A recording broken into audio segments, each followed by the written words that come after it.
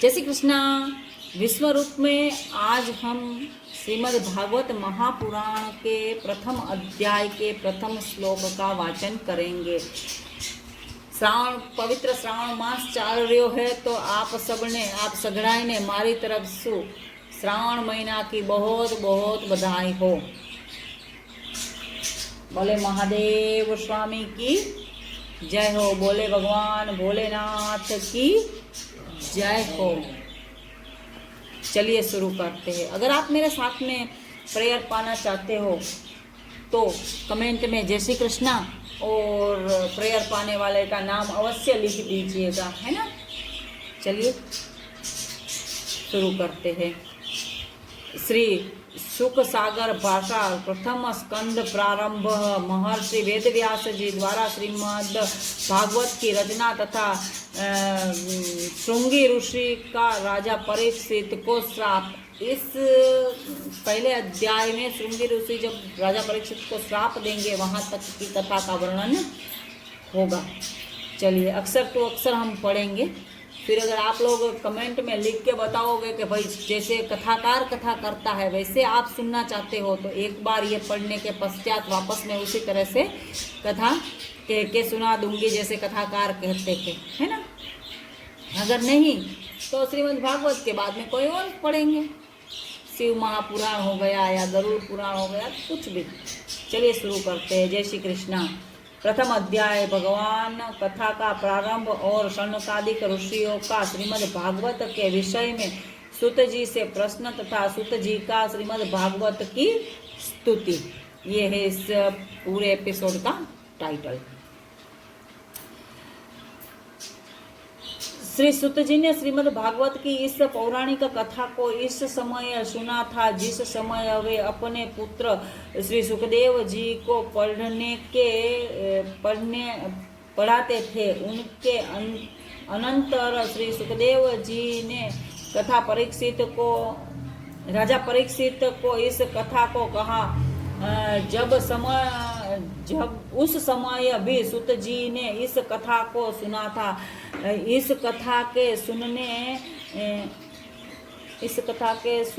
के कुछ दिन पश्चात श्री सूत जी नैमिषारण्य तीर्थ में गए जहाँ शौनकादिक 88,000 ऋषि मुनि रहते थे। उसी जगह पर चक्र सुदर्शन धारी श्री कृष्ण चंद्र जी का सुदर्शन चक्र गिरा था, अर्थात उसी स्थान पर सुदर्शन चक्र की नेमी शीर्ण हुई थी। इसी कारण उस स्थान का नाम नैमिषारण्य हुआ। वह स्थान इतना पवित्र था कि वहां पर कलयुग का प्रवेश होना असंभव था। जब श्री सूत जी वहां पहुंचे तो 88,000 ऋषियों ने उनसे प्रार्थना की कि हे सूत जी, आपने श्री वेद व्यास जी के पास रहकर उनसे समस्त पुराणों को पढ़ा है, अतः आप हमें भी कोई कल्याणदायक तथा पुण्य प्राप्ति की कथा सुनाइए। इस पर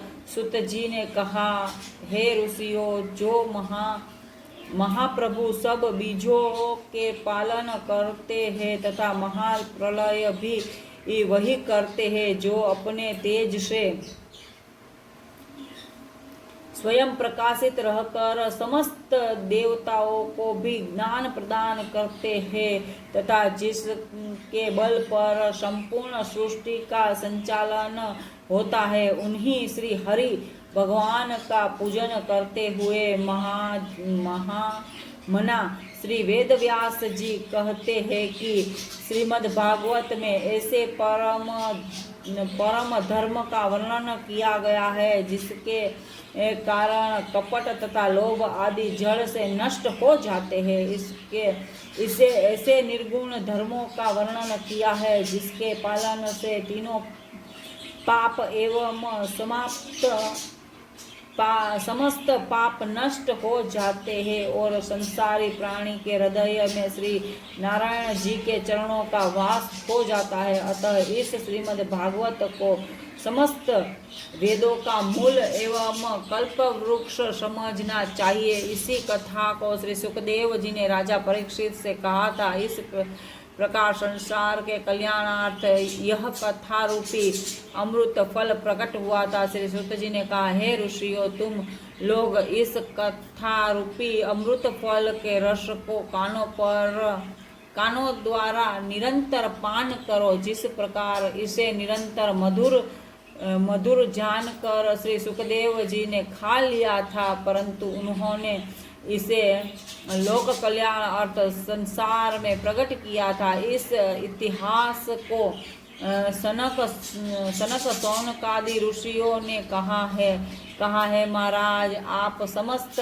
वेद पुराणों के ज्ञाता है, अतः आप हम लोगों को अपना शिष्य मानकर संसार भर के जीवों को भवसागर से पार उतारने वाला जो संपूर्ण वेद पुराण तथा शास्त्रों का सार है, उन कथा को वर्णन कीजिए, जिनसे हम लोग भी मोक्ष के अधिकारी बन सकते हैं। इसके साथ ही आप हमें यह भी बतलाने की कृपा करें कि जिन परब्रह्म परमेश्वर ने मृत्युलोक में आकर देवकी के गर्भ से जन्म लिया, उसका क्या कारण था, और श्री बलराम जी के साथ रहकर उन्होंने संसार में कौन कौन से चरित्र किए, तथा जिस समय वे परम धाम को गए, उस समय वे धर्म को किसके लिए सौंप गए।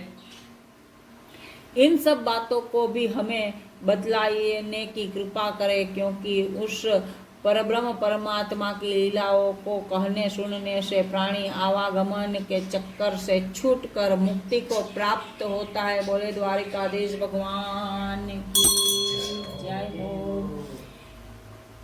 प्रथम स्कंद के प्रथम अध्याय को आज हमने पढ़ा, ठीक है। अब हम आगे पढ़ेंगे। अगर आप कमेंट में जय श्री कृष्णा और नाम लिख दोगे तो मैं आपके लिए अवश्य ही प्रेयर कर दूंगी, है ना। मेरे श्याम धनी आप सबको हमेशा खुश रखें। चलिए, जय श्री कृष्ण।